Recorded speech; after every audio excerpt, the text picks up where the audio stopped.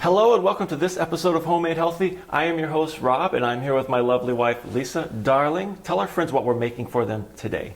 Today we're making Blondie brownies. These are fantastic to take to barbecues, to have after a family dinner. They're really easy to make. They're great for a beginner. So without further ado, I'm going to get started. You're wanting to mix your dry ingredients separate from your wet ingredients. And do we preheat the oven first too? I always forget that. Yes, preheat the oven to 350. Done. All right. So we'll start with our dry ingredients. And I love having my husband here because he can help me. So we've got a cup of almond flour, 1/4 teaspoon of salt, 1/2 teaspoon of baking powder, and then sweeteners. So we've got sweet additions from Aldi, and it's nice because the conversion's right here on the package, and basically 12 packets is 1/2 cup. And if you want to use any kind of sweetener, you just do the conversion. So we're going to mix all of our dry ingredients, and just quick about almond flour. This is an unblanched almond flour, which means it has the shells on, and that's fine to use. I'm actually using a combination of the unblanched and the blanched. So one I got at Sam's Club, the other one at Trader Joe's. So when you say the shells, you mean like the skin on the almond? Right, the skin. Okay, so one, it's more expensive because they take the skin off. Right. The one costs less, but the skin is okay. Yeah, and actually right. now that they have it at Sam's Club, the one without skin is pretty affordable. I think it's maybe $4 a pound or something, which is great. Okay, next we're going to do our wet ingredients, and that's going to be 2 eggs. You know, I like to use the farm fresh ones, and a 1/4 cup of butter. And so we're just going to mix those two together. Oh, and on salt, I love the Himalayan sea salt. So it's got a lot of minerals in it. So if you're going to buy sea salt, just get this Himalayan. It's good for you. So we're going to mix the eggs and the butter together just real quick. Then we're going to add in our peanut butter, and get something that's just basically peanuts ground up. And that's what I get from Trader Joe's. You can get organic. Sometimes the budget doesn't allow for organic, but if you can, that's the best way to do.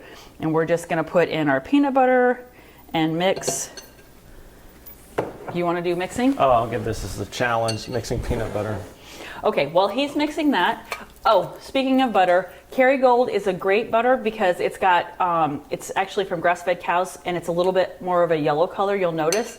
The nice thing about that is it's got more K2, a vitamin you're not going to get necessarily in the butters that aren't from grass-fed cows. So these are cows that spend time outside. In the sun. And they're healthier. Yes. And their butter is healthier. It's healthier. That's right. Next up, we are going to just use, this is a coconut oil spray. You can use coconut oil on a paper towel to wipe, but this is just fast and easy. So I'm just going to spray this so that we don't have it stuck. And they have this at Aldi now too, so that's great. Usually I get it at Trader Joe's, but either one's fine. All right. Is that well enough? That's It's pretty tough to mix peanut butter and eggs. I know. It's okay. So we're going to use our spatula. We'll get it all mixed up here. It'll be fine. All right, so we're just going to put our wet ingredients into our dry ingredients and mix well. And really, if you're new to cooking, this really is an easy recipe. So. And you got the vanilla, right? I forgot the vanilla. Oh, we got to put in the vanilla. It needs vanilla in there. I really need him with me. So we're going to do a teaspoon of vanilla. So you can either use the cap to measure, or I love these cute little measuring devices. So I'm going to use one of these. All right. Thank you. Oh, you're welcome. We make a great team. All right, so you're just going to mix those two together, and then we're going to put it into our pan and bake it. So some people like their brownies more cakey. We call them cakeys at our house. We like them more fudgy. So if you want them more fudgy, you cook them less time. If you want them more cakey, you cook them longer. So the last ingredient is going to be chocolate chips. These are just dark chocolate chips. The recommendation is sugar-free chocolate chips. This is going to give you a little bit more carbs. Buy the sugar-free ones if that's what you like. This is just what we happen to have on today on site. Oh yeah, don't miss out on any of those chocolate chips. I'll eat those. All right, so just stir those in. All right, and then we're going to pour it into our pan. And you want to smooth it out. Oh, you're going to smooth it for me? Do you want to, I can use a big spatula? Sure. Okay. Or I'll use a smoother. It doesn't matter. And get all that deliciousness right into there. So it's delicious. It's definitely peanut buttery, yummy. And we have taken this to people's house and they have no idea that it's low carb. Oh, and what about the people that are afraid of raw eggs? Oh, look. Raw egg. Well, when you have good eggs, access to good eggs, it's fine. People have been eating raw eggs for a long, long time. So, all right. So, like I said, make sure you don't overcook them unless you want cakey. So, you're going to put it in the oven for about 10 minutes, and it's going to look kind of raw in the middle. That's okay. It's kind of like having those chewy chocolate chip cookies. It's fine. It'll be delicious. And this kind of dessert is what I recommend to my friends who are moving from a standard American diet of kind of a lot of sugar and stuff to a low carb diet. This is a great transition food to kind of get you off the sugar. So go ahead and load that up. All right.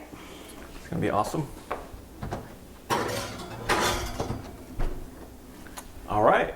And then we're going to let it cook about 10 to 12 minutes. If you want it like a cake as opposed to having it be a brownie, just leave it in there for 15, 16 minutes and it'll rise a little bit taller and it'll be more cakey. All right, we'll be right back.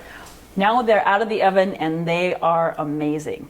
What happens is when you first bring them out, they'll fall apart. So what I like to do is let it cool and then put it in the fridge for a few minutes. And it's so amazing.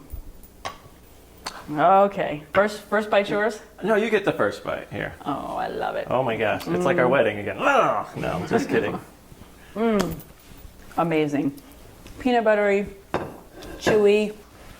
That was an amazing recipe. I'm so glad you guys watched. I can't wait to see what we're going to come up with next. Remember, you can follow us on Instagram at @HomemadeHealthyOfficial or on Snapchat. Get some behind the scenes stuff at Homemade Healthy on Snapchat. I've been your host, Rob, and this is my lovely wife, Lisa, and we're both saying goodbye. Goodbye.